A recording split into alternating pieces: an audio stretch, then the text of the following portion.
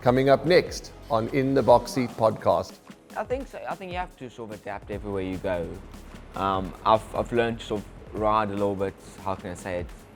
I think the horses sort of take you further into races. All the horses sort of travel on the bridle, and they can like sort of just quicken away.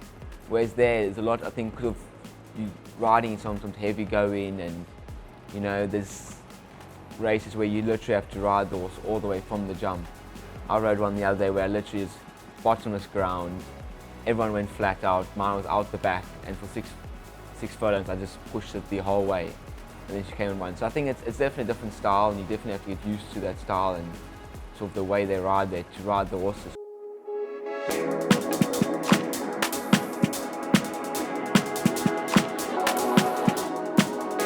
Welcome to another edition of In the Box Seat podcast, proudly brought to you by Gallop TV. Before I introduce our guest, who's a very special guest, he's come from overseas to see us. But before I introduce him to the show, it gives me great joy to welcome back my co-host and good friend and presenter, Mr. Rahil Radhakrishna. We've missed you for a podcast or two. Schedules are busy and shows down in Gallop have to go on, so we've missed you, but welcome back. Yeah, it seems like it's been a while, Warren, after our tour of Cape Town, and those podcasts have been released. I think it's just one to go now, which will be flighted by the time this does get... good podcast they were. As well. Yeah, it was an enjoyable experience down in the Western Cape, and looking forward to seeing how the last one does come out. Yeah, the last one, absolutely. That's of Drakenstein Stud. Happy birthday. It's been a big special week. Belated birthday. It was just the other day, but all the very best to you. Thank you very much. Thank you. Our guest all the way from England and is South African. We often talk about how great our South Africans go abroad and just knock them out the park. They just show them how it's done. And we are so proud of Kyle Strydom, who's our guest today. Kyle, how are you? Today. Thank you very much for having me. As I said to you when we were in the lead up to the podcast, to walking up to the recording room, that, we've got a long list of guests, and Instagram's a wonderful thing. When I saw you and your good lady relaxing in South Africa, I thought, well, let's see if you're around. And, we picked up the phone, and luckily you are. So we really are chuffed to have you here. Thanks for taking the time out. I think it's great. I've watched quite a few episodes, so it's great to be on one. So. How long are you here for? We're just on for 2-week holiday. Okay. And you're enjoying it? Yeah, a lot. The weather's really good. So nice to see some family and just go around, see everyone. So yeah. It's It's quite cold in England this time of year. It is, yes. It gets quite chilly now. Now we're going sort of the winter period.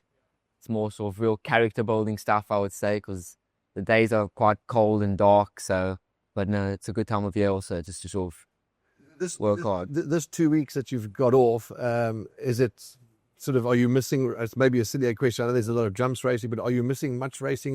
Was it obviously the right time to get here? It fairly is, because in the UK there's sort of like there's no flat racing now for a week. So this week in the UK there's no flat racing, so it's quite ideal. And then because it's sort of changed over now to the winter sort of campaign, they sort of slowly start introducing racing. So it's just sort of one meeting next week, and then it'll go to maybe one or two, but it definitely quietens down this time of the year.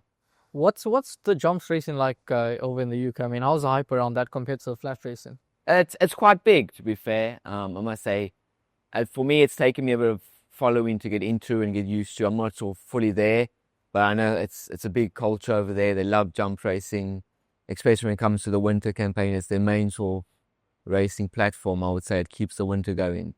A jockey's license, and I think I know the answer, but those that watching might not. A jockey's license in England, flat and jumps. You got two different licenses. I mean, if you say you can't wake up one morning and say I want to go jumps. No, it's a bit of a process. So the same, you get your flats, but you have to be an apprentice, and then you get your professional flat. And over there you get a conditional license, which is basically like it's jumps apprentice, and then they can go be a jumps. But you have to go through a whole course for about, I think, 6 or 8 weeks at the British Racing School to become a jump jockey. Do you have any desire to become a jump jockey? No, I won't lie. I don't think I'm brave enough to go over those jumps. I mean, is it possible to have both licenses? It is possible. Someone like Oisin Murphy, he's got both licenses. He's only had one ride over jumps, but... Was it a winner? No, unfortunately not. So... I mean, when it comes to, the jockeys in the UK, there's there's a lot of you guys. I mean, compared to what we have in South Africa, I mean, in the UK, there's a lot more. And is there anyone that you sort of look up to and you think to yourself, he's someone that I could sort of shape my career to be like? I think to be fair, I think UK does have a lot of jockeys. There's a lot of races, a lot of jockeys, and there's a lot of very good jockeys that sort of probably a little bit underrated. But ultimately, I would say someone like James Doyle, I always think is one of the most. Would you say he's someone that sort of goes under the radar, given you've got the likes of William Buick and obviously Ryan Moore as well and Oisin? Oh, and I would say so, because obviously he was second to Godolphin under William Buick, but now there's a new sort of racing, Western racing, which come and emerge, and he's their number one jockey, so he's had a really good year. So he's always been there, so I think he's definitely sort of stamped himself as one of the best jockeys, and yeah. We enjoy. I mean, we watch all racing, as I said, and we enjoy watching everybody. But in particular, Ryan Moore is thrilled the two of us many times. I mean, he's in some great rides, and he's a great. And his son is now in the academy. Yes, his son's to start riding now. He's done really well. So there's some big names there. Yeah. Kyle, just I'm not going to ask you the same question. How did it all start? Where did it start? Etc. Just for those that don't know, Strydom family, how do you fit in? Who's who? Who are you related to? Who's what? So that the viewers can know exactly where you fit in. My dad's jock, training PE. And then my grandfather also was training PE, Kyle Strydom. And then obviously my uncle's the well-known Pierre Strydom. So I think it was always destined for me. I think my mind was made up before I was even born to be a jockey. I was never forced into it, but it definitely was made up for me. How does the move to the UK come about? Because that would have been a massive change for you in your career. I think I was riding and I really enjoyed it, but there's always part of me that wants to sort of learn and develop and sort of grow. And then obviously I got with Emily and we had something good, and sort of she went over, and I thought, I'm young, so I think it's a good time for me to sort of take on the challenge and move over there. And it's been it's been tough, but it's been very rewarding at the same time. Like, I think personally, I've grown so much as a person, and I've learned so much riding. And you've got an English accent too. Everyone disagrees with that. Yeah. Sorry, I interrupted you. Carry on. So yeah, that was just the main thing. So the main thing was just to improve myself as a rider. How have you found sort of adapting to life though? To be fair, I think things are quite similar there, in the sense that, it's just the more the racing, which I think is the biggest difference in the weather. That's what I would say. We spoke about people, South Africans, doing us proud. You ride a lot for Dylan Kuhner, who's, I can be a bit cheeky saying might end up being your father-in-law one day. He's another South African that's just shining in England, and he makes us so proud, as do all the South Africans. How's he doing? Tell us more about it. He's done very well. Obviously, it's a tough industry to break in, but he's definitely, I think, this last year, his numbers are up. He's got some high-quality horses now he's bought, and he's obviously expanding into Dubai. So he's got a few horses to go to Dubai this year. So he's done really well, and he's got a good team behind him. He's got his father does a lot of the pedigrees to buy the yearlings, so it's a lot of hard work, but he's also done very well. I want us to rewind a bit, because life is a funny thing, and it's not easy to go to another country, to another strong country. I'm not saying that South Africa is not a strong country with racing. Of course we are, but England takes it to another level. Hong Kong takes it to another level. So you go there, and it could have quite easily gone the other way. You could have not got a ride, not got rides, not got winners, and it could have been not so good. But it's gone really well. Just tell us your feelings, emotions from the journey from when you were here in South Africa riding to leaving and to getting yourself going there, and to now being in great form, booting home winners with great champions around you. It was a big step, obviously, but I was looking forward to it. So it's been challenging, because I think when you sort of you grow up racing South Africa, you're sort of the racing, everything works, and you get so used to your comfort zone where, there's sort of one style of racing, it's all the same. And then going there and having to adjust where you go, it's not sort of a style of racing in the UK, but you can go from literally one track where I go, for instance, I ride around Chester, which is probably 1,400 meters right around the whole track. We've got 200 meters straight, which still bends. and then you can ride there, and then you can go the next day to somewhere like Newmarket, where it's 2,400 meters down the straight. Yeah. It's down the straight with sort of angulation and stuff like that. So it definitely teaches you to, I think, adapt quite quickly to the racing and sort of ride the tracks also, which has been great. And it's been tough, obviously, because you sort of go there, you ride, and then you ride and be like afterwards, you'll make a few mistakes, and then you realize, oh, you know, that probably was the wrong thing. But luckily, I've had a lot of good people around me. I've sort of had Richard Heels. He's sort of a jock coach, and he helps me, and he sort of runs me through the tracks. So I think they've like 70 odd tracks in the UK.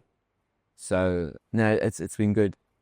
I mean, what was it like for yourself? I mean, a personal sort of experience after you had your first ride, and just looking back at it compared to you riding in South African race courses, it's totally different. Honestly, the way the configuration of the tracks. I mean, what did you feel like afterwards?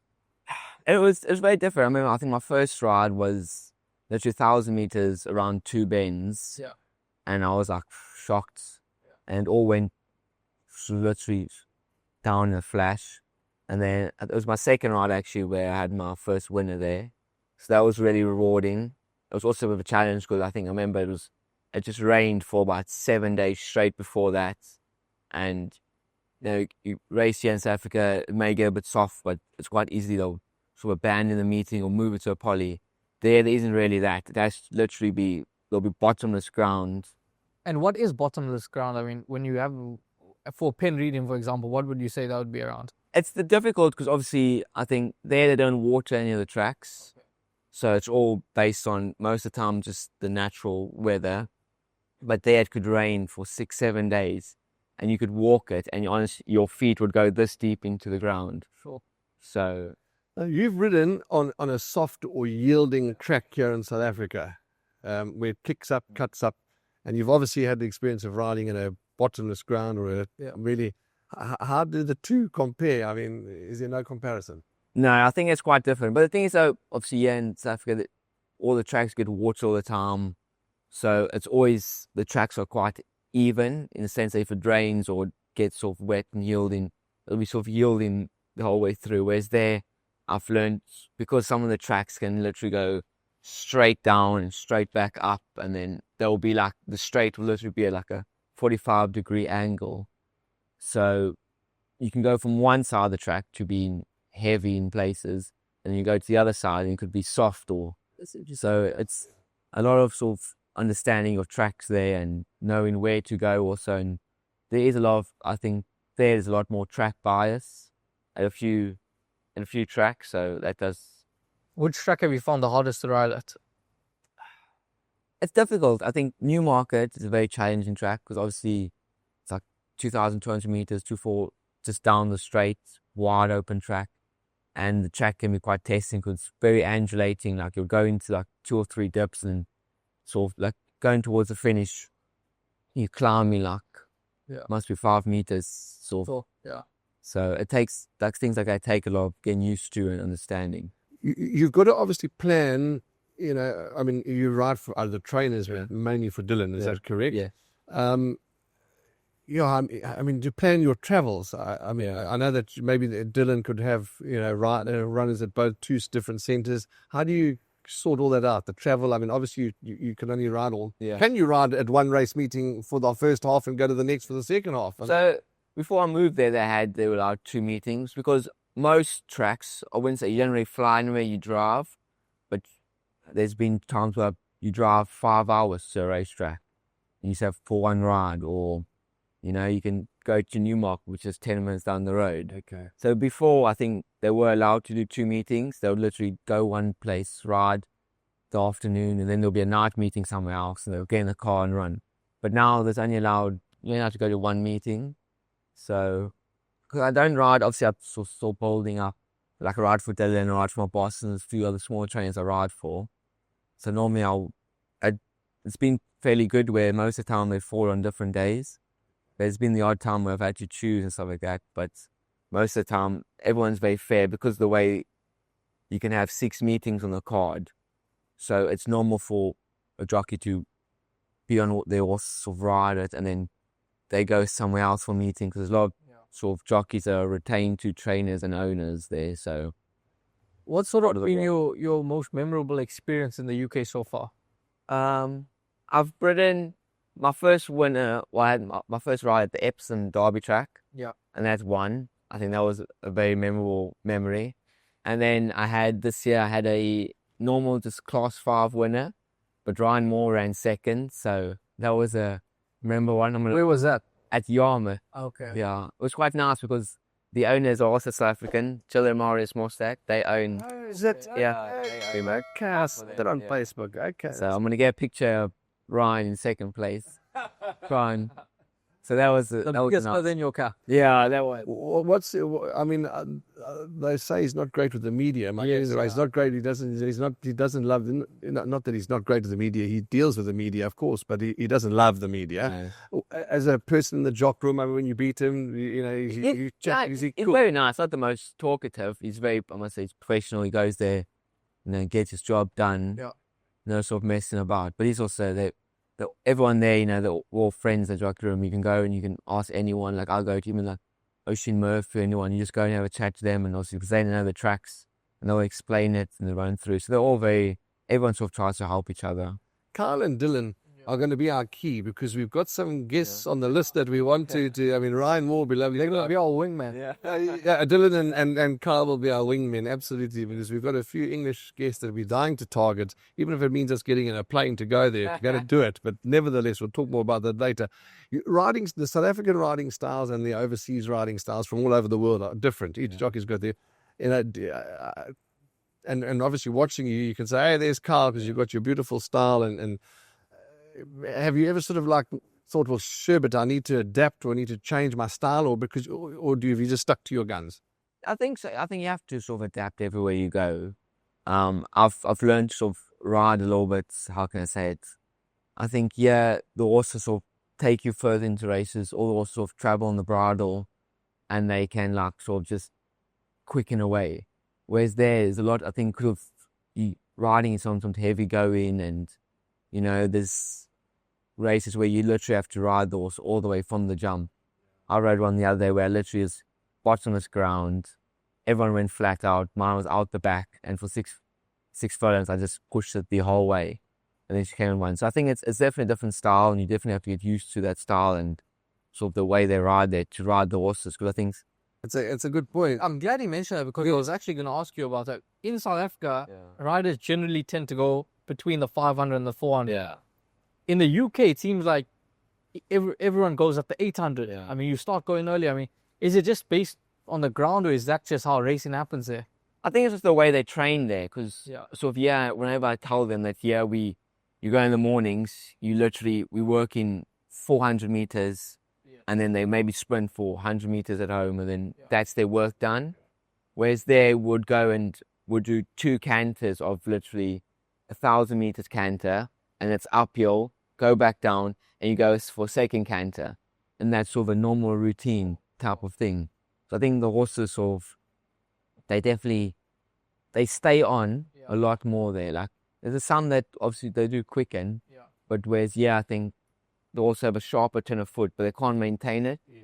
There they don't quicken as much, but they maintain it. It's so darn interesting. That's so darn interesting because you watch a race here in South Africa and you can see the poor jockey at the 600s urging and maybe just given a little reminder to get going, and you think, okay, well, we're out the back door, we can't run a place, we're gone. Whereas sometimes you look at England and you think, oh goodness, they're gone at the 900. So often they find more though. Correct, and so we must remember that, and to the viewers out there as well, that's an pertinent point, because you think, you're watching a race and we think, oh, you're gone, can't run the place. I think you may have even ridden a horse where it looked like he was gone, but he came from absolutely nowhere between horses or something. That was my second winner. It's probably one of my favorite winners, to be fair. And that was in probably going as well. That was also, it happens so often. More than you think. So, I mean, that day, did you ever think you had any chance of running a place? No, I remember it was like the second horse Dylan ever bought, and he won. It was my first winner. He loves the wet, and then we just said, oh, he's quite quirky horse. He has his ways about things, but literally from the jump, he was off the bridle, wasn't going anywhere. I thought, oh, flip, I'll maybe will try and sneak into a place. I remember come in, and then obviously the way the track is, it's like quite slanted. Yeah. So everyone had to go that way to try and get the better ground. And then I just wasn't going, and it was anywhere, and all of a sudden he just took off. And then when I won, I was like, oh, I didn't even think I was like be able to do that. Yeah. And I was like, oh, what a ride. And I was like, I can't even say it was me. The horse just decided, you know, that he wants to ride. Yeah, and then that's so interesting.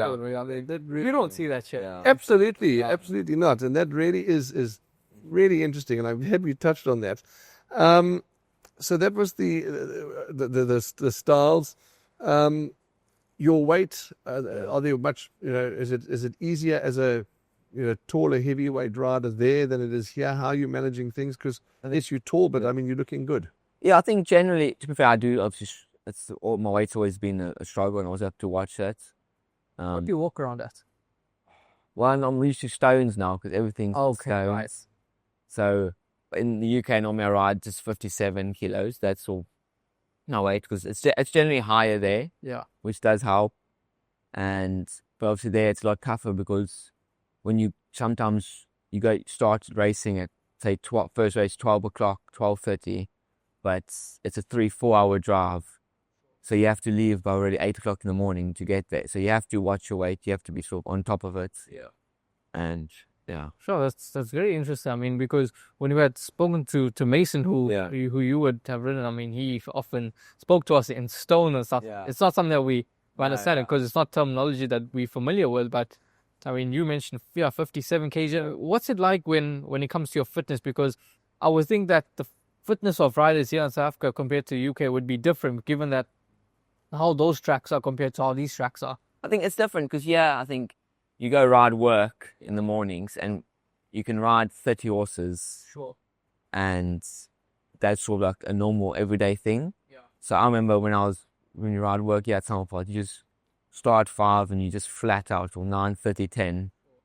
But you're riding 30 horses. Whereas there, because everything's so much slower, jockeys would come in and they would work one horse or gallop one horse, maybe 2, and that'll be it. So you definitely have to do a lot more sort of gym work and stuff like that to get fit, which I think is a lot different. What is, and we jump around a bit, that's okay. Emily's job, I mean, what is her role in this? So she works for her dad now, and she sort of does all the owner stuff. She works in the office, just handling mostly sort of all the owners, because there's a lot of sort of syndicates that have lots of owners, so she has to sort of deal with that and deal with sort of all the running of the sort of day-to-day of the stable. So I was talking to Des Gonzalez, I think he was overseas, and I think you popped in to see everybody and he was just saying how vibey it is at Dylan's yard. There's a bright race or a barbecue going, and there's a few beers being passed around, and it's just vibey and that's a huge. I mean, do the owners? We like that in South Africa. Communication, breakfast at the clubhouse, and gatherings. Is it pretty much the same there? It's similar. Dylan's got a very friendly yard. Also, you've got a bunch of owners that are big friends, and everyone's friends. So that's always nice. There's also other yards people run differently, but the main yard where I work at, also they very similar to have owners mornings, and then they go all out. They cater for the owners. That's why they come there. They have sort of breakfast, tea, coffee, and everything's sort of got a big catering thing. So it's similar, but I think Dylan's probably the yard where everyone has a lot of fun and What's the food like over in the UK? I mean, compared to South African food. This man's a food connoisseur, but I'm asking a question. To be honest, I wouldn't go to the UK for the food. Sure. I think Emily and I, we flew back, and the first thing we do is trying to get some South African snacks. So I think nothing beats South African food. I think that's sort of the ultimate. On your holiday now, and you're going to be in South Africa for a duration of 2 weeks. Yeah. So when you landed, what was your first, not cheat meal, we asked the guys in the Cape, so not your go-to meal. What was your first go-to South African meal as you got here? So we flew straight to get some biltong and some Simba chips, because that's I think it's staple. And then the first night we went to get Mozambique. So we really enjoy Mozambique for some lemon herb chicken, so that was good. But and then definitely the next night we had a good South African bra. We went all out. Okay, no, wonderful. And you were now that you've just spent a few days in Durban, you were up the north coast, beach, sea, sun. That's what you want. But the burn, so busy. Got a nice tan to go back with. You're going to tease them all. They're going to be as white as snowmen and snowwomen, and you're going to have nice, lovely Pan. What's the beaches like there? I remember the first one I went to, it was all like pebble beach. There was no sand. So that was quite an adjustment for me. Very cold. Water temperature is similar to Cape Town? Yeah, it was quite cold. So, but it's different because some beaches are nice sand beach and others are just pebble beaches where you have to sort of wear slops to walk there. It's never something you could get used to though. No. I don't think anything will beat South African weather. I think actually the Alta. Especially Durban weather. Yeah, that is good. Yeah. Carl, just going back to the race courses, you mentioned Epsom, Newmarket, etc. The crowds, they draw a crowd all the time. I mean, we know we're not going to debate the South African story. Here at Hollywood Bets Gravel, we're really blessed. We get a good, fair crowd. But whether it's Monday, Tuesday, any day, they're just the flocks and flocks of people. I think they've got like sort of a little bit of divine that there's obviously the bigger race course and stuff in England, the smaller race course. They've got sort of the northern tracks and then sort of the southern tracks. But I remember going to a northern track on a Saturday, a normal day. It's a small track. There's no sort of big racing there. It's more like your sort of everyday racing. And I remember going there and it was absolutely jam-packed. Like you could not fit another person in there. And then that's when I sort of asked around, but I think they do good there that they make sort of racing, they get lots of young people in as a day out. So let me stop you there. Pardon. Young people in. How do they get the young people in? Help us. I don't know. I think some of them cater very well for the young people. Like, or you'll go to, maybe there'll be, say now there's because some days there's 5 meetings or 6 meetings on a Saturday, on the same day. And no matter where you go, there will always be sort of a massive band afterwards. So then they always get young people to come in and have sort of like a day out the races, a party, as you can say. There'll be good food on offer, sort of drinks and stuff for everyone to have. Then afterwards, I have a band or like sort of a concert of some singer or someone. I think so that's very good. They attract those type of people and they have sort of like family days and stuff like that. So I think they try and cater for everyone. So I think that's probably the best idea that they have. If, at the I think it was, I'm not sure if it was last year, Met or the one before, they had a lovely array of musicians and concerts. You were there. They had Neon Dreams were there, and I'm sure you were there. Were you not? Maybe this year. Maybe, whichever you were. And that was quite nice. But, that's a valid point. I mean, what's that chap you went and saw in Johannesburg? Oh, Travis Scott. Travis Scott. Did you know Travis Scott? Yeah. Have you ever heard I haven't heard music like that, but nevertheless, He's old, that's why. Yeah, exactly. slowly, both of you don't think. Just because I'm bald doesn't mean I'm old. I mean, I was just using a name. I mean, it's impossible. Well, not impossible. Can a big name like that, to say that that's Travis Scott's performing at the racecourse, you'll get the youngsters. Yeah, exactly. They do that. I'm not suggesting you get Travis Scott. I'm using it as an example. They do it because they got, like, for instance, like Newmarket in the summer. They've got 2 race courses in Newmarket, which are literally right next to each other. But one race is in July and August because of the way the sun is there. And they're called Friday Night Lights. And it's also normal sort of racing. But everyone knows because, like, now already they'll sort of post about the singers and the artists that will come on a Friday night. And there'll be people that's coming from an hour, 2 hours away. They'll travel to Newmarket just to watch the concert afterwards. But you buy a race ticket, then you get to watch the concert. So then you go to theirs Friday night and I think there's like 30, 40,000 people on a Friday, normal racing. But just because they buy a racing ticket, then they can go watch the concert afterwards. I mean, you mentioned Friday night, and you would have ridden on a Friday night. What is the vibe like compared to Hollywood Bets Gravel Friday night, and I mean, somewhere in the UK on a Friday night? UK Friday night lights in the summer, it's light until like 11 o'clock at night. So that's crazy. Yeah, so there's no like lights or anything. But I think it's like, it's also really good. I think they cater good on Fridays, I think, to get the crowding. And I think that's the main thing. When there's a crowd, then more people sort of want to come because there's a good atmosphere and it's more fun. So I think they do well on the Friday nights, yeah. A question that you might not be able to answer. We're not going to keep you for much longer because the family is here and it's beach time. And, we don't want to encroach too much on your holiday time, but we're just really blessed that you were able to come and be with us. But I've just lost my train of thought. What were we talking about? Friday night. Friday night racing. Yes, Friday night racing. The lighting system here at Hollywood Bets Gravel. I mean, obviously you haven't ridden here recently, but have you seen footage? Have you seen? I have, yes. I mean, that really is something special. I mean, they've invested a lot in the lighting, and interesting that you say in England, that they don't use lights because it's dark. It stays broad daylight till 11 o'clock. That must be tough to take that adjustment. It is, because I was saying the other day, like, I rode at, I think it was 8 o'clock at night, and there was no lights, and it's bright as day. And then obviously you get to the winter time where there's more winter racing, whereas now you get there and 5 o'clock it'll already be dark. Yes. So it's a big adjustment, but like for me, obviously being in the UK, I still follow a lot of South African racing. I still enjoy watching it and see who's doing well and stuff like that. So no, it's been good because I've been watching there's a lot more Friday night racing now, I think, than there was in the past. Yeah. And I think that looks good because obviously I see there's always on Facebook a lot of competitions that people win things, and so I think they've done really well. What's your next goal as a rider?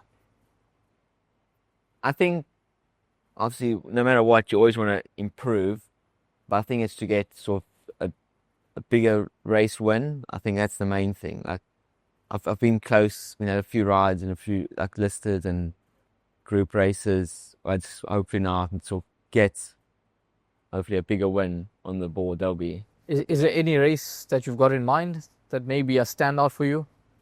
I think there's any race. I think at the top level is always really good.